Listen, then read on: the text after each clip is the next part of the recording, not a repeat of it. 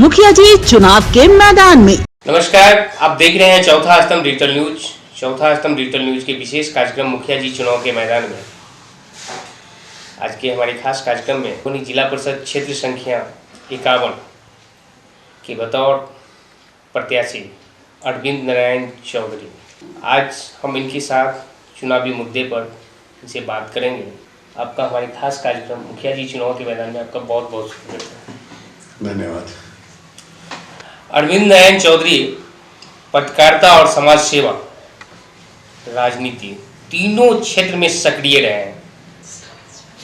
शुरुआत पत्रकारिता से, अंत राजनीति से, समाज सेवा निरंतर जारी। 2001 में पहली बार जिला परिषद क्षेत्र संख्या 51 से चुनाव लड़े, 2016 में चुनाव लड़े, फिर 2006 में चुनाव लड़े, 2011 में पंचायत चुनाव के मैदान में आगे पैक्स अध्यक्ष के रूप में निर्वाचित हुए। किसानों से जुड़ी समस्याएं, उसका समाधान में बखूबी इनका बेहतर रोल रहा है। फिर 2021 में जिला परिषद क्षेत्र से चुनाव के मैदान में आए। सर, आप पत्रकारिता का शौक छोड़ दिए हैं कि जारी है? पत्रकारिता का शौक तो हम छोड़ चुके हैं, लेकिन साहित्य को नहीं छोड़ा है जी। अभी भी हम कुछ ना कुछ कागज पे लिखते रहते हैं। समाज सेवा, राजनीति के साथ साथ साहित्य से जुड़े हैं। हाँ, जुड़े हैं। हम आपसे बात करेंगे चुनावी मुद्दे पर। सर, आप निरंतर 20 सालों से राजनीति में सक्रिय हैं। इस बार आप चुनाव के मैदान में आए हैं जिला परिषद क्षेत्र संख्या 51 से। आपका चुनाव के मैदान में आने का उद्देश्य, क्योंकि 2 टर्म आपने जिला परिषद को छोड़ दिया था चुनाव, इस बार पुनः आए हैं, आपका उद्देश्य क्या है? हम तब शुरू में जो 2001 में चुनावी माहौल चला था जी, जो पंचायत चुनाव होगी जी, उस चुनाव में मैंने देखा जी, जो सभी बोल रहे हैं मुखिया मुखिया मुखिया, जी, 12-15 कैंडिडेट हुआ करते थे जी। मेरे पंचायत से, नवानी पंचायत से कोई भी ऐसा शख्स तैयार नहीं हो रहा था या समझ नहीं पा रहा था तो जिला परिषद क्या चीज होती है जी। उस समय में मैंने ये बीड़ा उठाया जो मैं अब नेता बनूंगा और इस बार जिला परिषद का चुनाव लड़ूंगा, और मैंने रन में आया। जबकि जिला परिषद के जो सदस्य होते हैं, त्रिस्तरीय पंचायती राज व्यवस्था की जिला परिषद सबसे ऊपरी इकाई है। हाँ, ऊपरी इकाई है, महत्वपूर्ण तो करी है वो, जो यहीं से करी शुरू होती है नीचे तक के लिए। जी। जिला परिषद, फिर पंचायत समिति प्रखंड में, जी। फिर क्या बोलते हैं मुखिया जी, क्या बोलते हैं पंचायत में, जी। और फिर वार्ड मेंबर जो हुए वो अपने अपने छोटे छोटे इकाइयों में जो वार्ड है उन इकाइयों में, तो वहीं से शुरू होती है कामों की प्रक्रिया।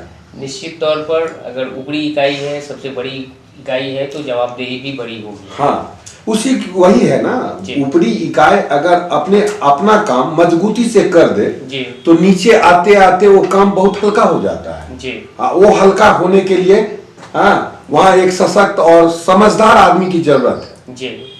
जी। जो लोग अब तक जो चुनते आए हैं लोगों को जी, वो एक भी कारगर नहीं हुए जी। आज तक 4 जिला परिषद हो चुके हैं जी। मैं 2 बार हार चुका हूँ लेकिन जो मंशा थी मेरी जी, जो इस रण क्षेत्र में आने, इस चुनाव को लड़ने के लिए आने के लिए जी, जो महत्वाकांक्षा लेके मैं आया था, जो क्या बोलते हैं महिलाओं का, किसानों का, गरीबों का, पिछड़ों का,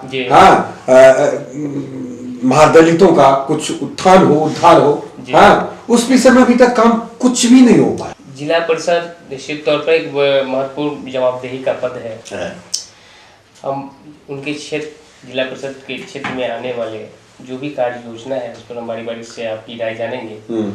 सबसे पहले हम आपसे जानना चाहेंगे, आपका पहला उद्देश्य क्या है?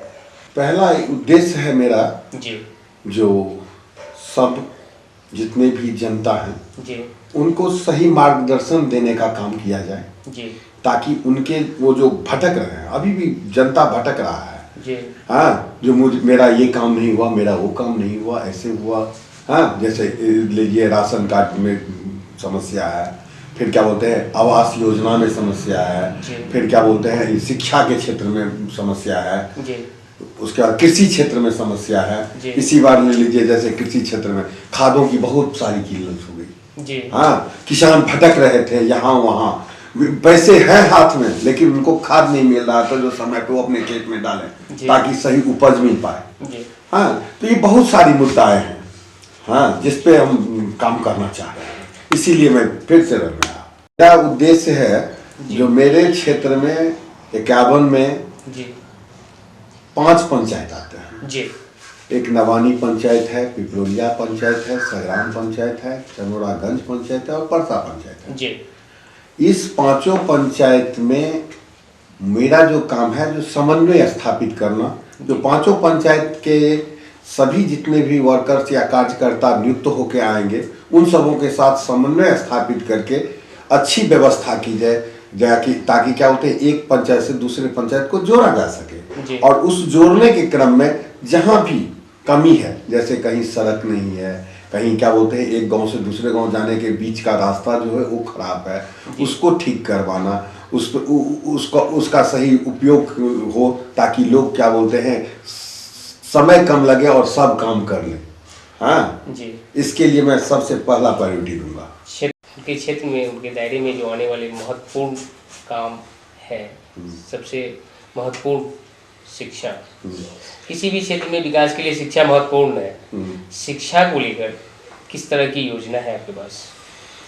देखिए, शिक्षा के लिए मेरे पास एक योजना है जी। जो जितने भी मेरे यहाँ पंचायत है 5 पंचायत, उसमें पहले तो अपर प्राइमरी स्कूल जो है, उत्क्रमित मध्य विद्यालय हैं, हाई स्कूल हैं, समझे, लेकिन +2 की व्यवस्था बहुत हर पंचायत में नहीं है जी। तो सबसे पहला काम मेरा रहेगा जी +2 का व्यवस्था करना। ये तो हुआ थी शिक्षा के क्षेत्र में जी। उसके बाद सबसे पहले है शिक्षा के क्षेत्र में अभी हमारी महिलाएं जी कमजोर हैं जी। हाँ, और खास उनको करके पंचायत में जो हाई स्कूल तक की शिक्षा लेने के लिए जो बच्चियां हैं, लड़कियां हैं, उनको काफी परेशानी होती है। हाँ, परेशानी होती है। और महिला जो आज शिक्षा के क्षेत्र में पीछे है, उसका यह एक महत्वपूर्ण कारण हो सकता है। हाँ जी। तो वही कारण है जो शिक्षा के क्षेत्र में जो महत्वपूर्ण कारण है, जो बच्चों के लिए महिलाओं के लिए जो सही जगह चाहिए और सही व्यवस्था चाहिए वो नहीं है। उसके लिए शिक्षा के क्षेत्र में हमसे जो भी बन सकता है कारगर उपाय, हाँ, व्यवस्था, उसके लिए मैं तन मन से लगूंगा और उनके लिए काम करूंगा। बात आती है स्वास्थ्य की। हाँ। स्वास्थ्य के क्षेत्र में जी। अभी जितने भी स्वास्थ्य केंद्र हैं सरकारी जी, वो अपना काम सुचारू रूप से नहीं कर रहा है। जी।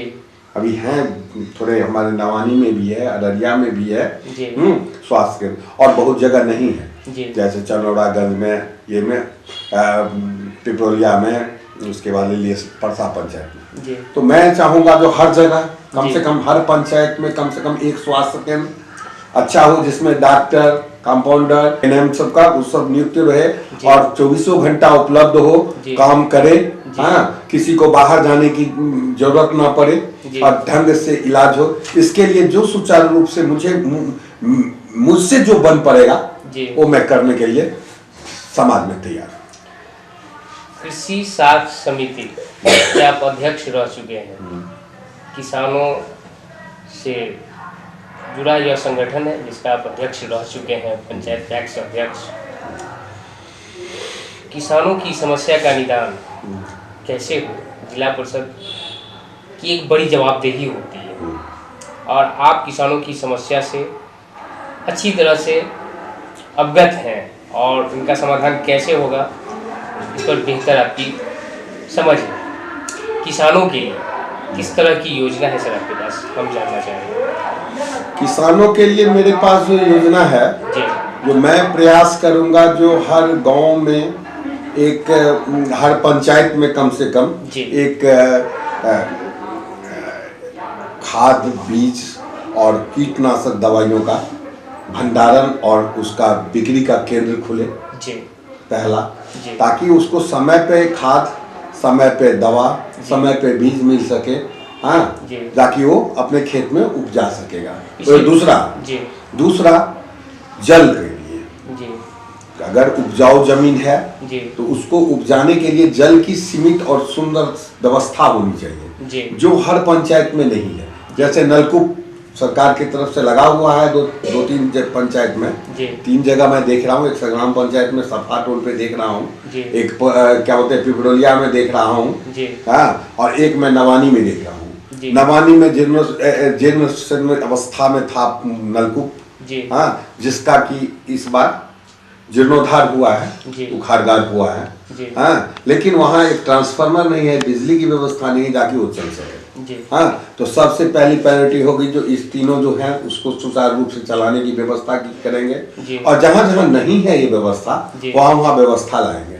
और सरकार अभी बिजली दे रही है हर क्या बोलते हैं किसान के खेत तक, जी लेकिन किसान के खेत तक तो पोल लग गया है, जी लेकिन किसान को मोटर चाहिए, जी उसके लिए क्या बोलते हैं बिजली की व्यवस्था सुचारू रूप से चाहिए, जी।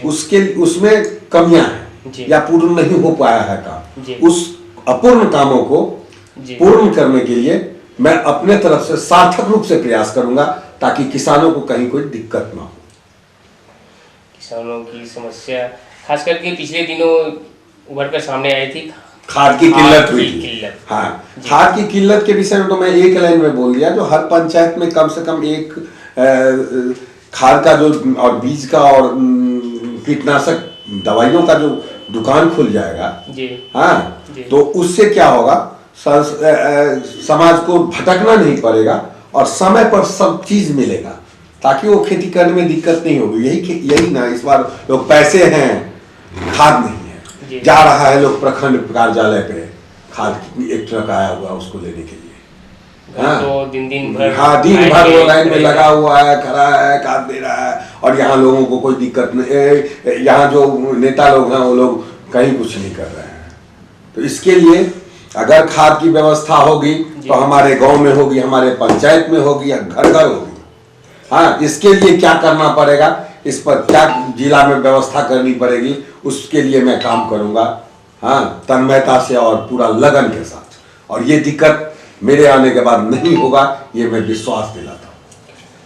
इस बार पंचायत चुनाव में महिलाओं की भागीदारी, आधी आबादी की जो भागीदारी है वो सब पर भारी है। मतदान का जो प्रतिशत अब तक उभर कर सामने आया है उसमें 60% महिलाएं बढ़ चढ़ कर भाग ले रही हैं, उनका मतदान हो रहा है। महिलाओं के लिए किस तरह की योजना है सर आपके पास?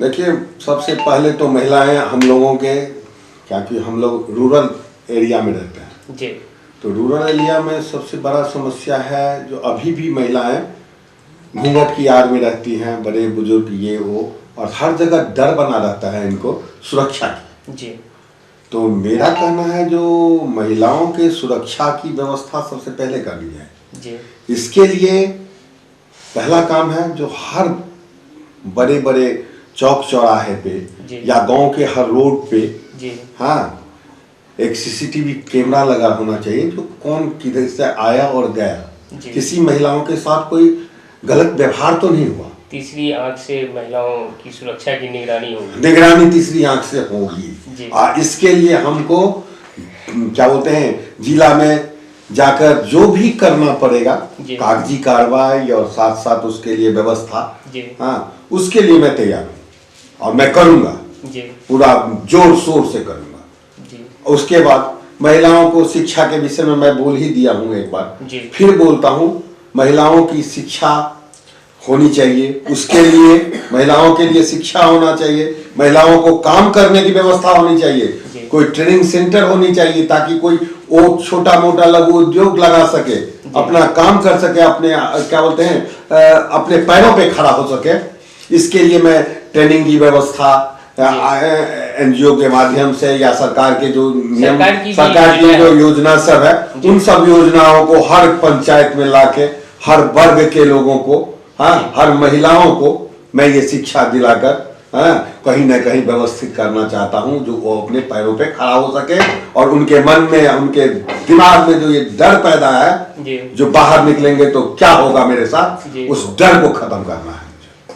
महिलाओं की सुरक्षा सबसे बड़ी है और महिला सशक्तिकरण और एक बात भी है। जी, हर पंचायत में एक निगरानी समिति की गठन सरकार के तरफ से होती है जी हाँ जी। वो सुचारू रूप से सरकार गठन कर लेती है कागजों पे, हर मुखिया और हर नेता लोग जी। इससे पहले जो हुए हैं, लेकिन उनका काम क्या होता है ये नहीं बताया जाता है। लेकिन मेरे आने के बाद ऐसा नहीं होगा। मेरे आने के बाद ये होगा जी। कि वो निगरानी समिति उन सभी जितने भी बुरी ताकत है जी। उन लोगों के साथ वो निगरानी समिति लड़ेगी। जो कि इसके लिए मैं असामाजिक तत्व उनके असामाजिक तत्व उसके पीछे जी। मैं, मेरा टीम, मेरी व्यवस्था लगी रहेगी। युवा, आप भी कभी युवा थे, युवा पत्रकारिता के क्षेत्र में उद्घोष रही है। आज युवाओं के लिए एक बेहतर प्लेटफॉर्म, अब तक सरकार की कोई ऐसी योजना नहीं बनी है। एक योजना है कौशल युवा कार्यक्रम, केवल उन्हें प्रशिक्षण देना। हाँ। बावजूद कई युवा चाहते हैं कि वो विभिन्न माध्यम से आगे बढ़े। सरकार की ऐसी कोई योजना नहीं है। संभवतः आने वाली समय में कोई ऐसी योजना बने युवाओं के लिए। सर आपके पास किस तरह की योजना है? देखिए, युवाओं के लिए तो योजना क्या, पहले शिक्षा की बात है, फिर कौशल युवा विकास योजना जो है जी। हाँ उसके माध्यम से ट्रेनिंग दिया जाता है जी। ताकि आप अपने पैरों पे खड़ा हो सकें। जी। लेकिन उस ट्रेनिंग के माध्यम से सिर्फ ट्रेनिंग दे दिया जाता है, उसके बाद होना चाहिए, सरकार की तरफ से ये व्यवस्था है जी। लेकिन बैंक, सरकार और बीच में कुछ ऐसे तत्व आ जाते हैं जी। जो बैंक तक जाते जाते उनका काम नहीं हो पाता है। जी। समझ गए?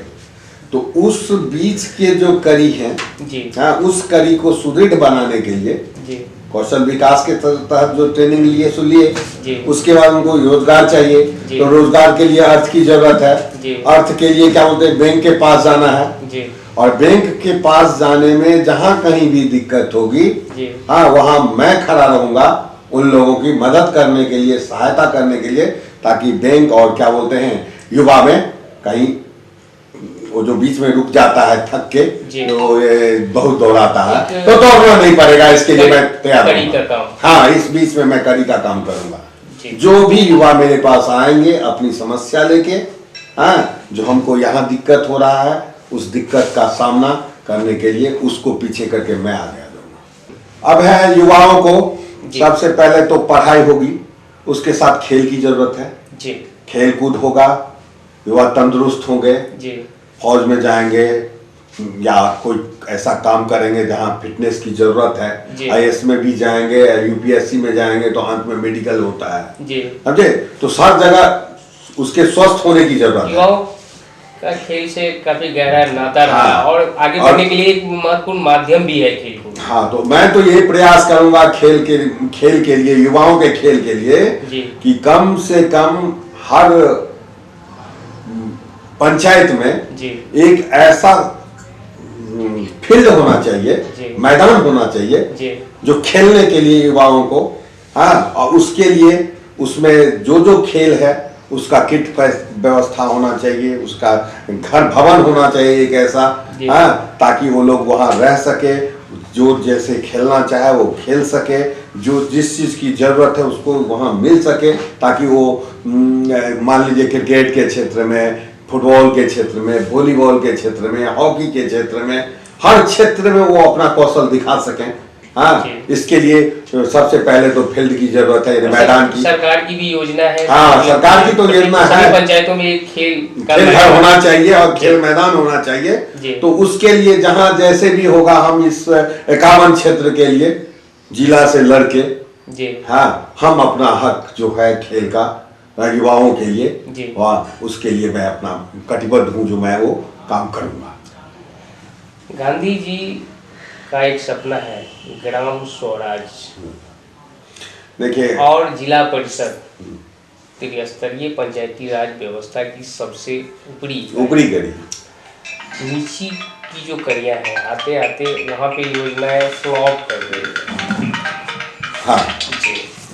और गांधी जी का जो सपना है वो अब तक पूरा होता हुआ नहीं दिख रहा है। जिला परिषद की एक बड़ी जवाबदेही है, क्या जवाबदेही है, उनका क्या कर्तव्य है और अपने कर्तव्यों का निर्वहन आप कैसे करेंगे? देखिए, आज तक जो मैंने देखा है इस समाज में, जी जितने भी प्रतिनिधि चुन के आए, जी मुखिया आए तो बोलते हैं मैं, जी पंचायत समिति आए तो बोले मैं, जी वार्ड मेंबर आए तो बोले मैं।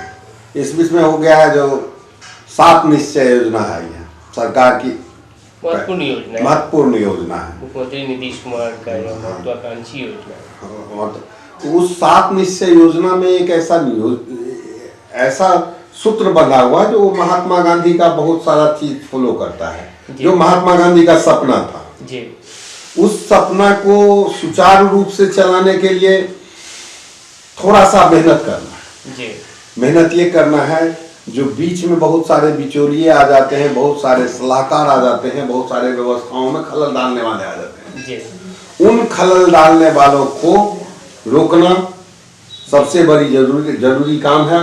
जी। और वो अगर रुक गया तो महात्मा गांधी का सपना सच होते ज्यादा समय नहीं लगेगा। जी अब देखिए शिक्षा के क्षेत्र में जहां तक सवाल जी। है, हाँ, तो हमारा पंचायत 93% शिक्षित है। जी हमारी पंचायत प्रखंड स्तरीय या जिला स्तरीय जो एक टीम होती है, जो एक शिक्षा का सर्वे किया है, उसके तहत मूल्यांकन, उसके तहत 93% हमारा पंचायत शिक्षित है, नवानी। इसी तरीके से पिपरोलिया है, क्या बोलते हैं, उसके बाद पिपरोलिया है, संग्राम है, परसा है, चनोरागंज है। हाँ, तो उसमें शिक्षा के क्षेत्र में हम लोग अब धीरे धीरे सुधार में आ गए हैं। जी लेकिन उसको सशक्त रूप से सुधार करना है। जी समझे, उसके लिए काम करना पड़ेगा थोड़ा। जी हाँ, उस काम में, क्योंकि शिक्षा में जैसे है स्कूल में काम, शिक्षा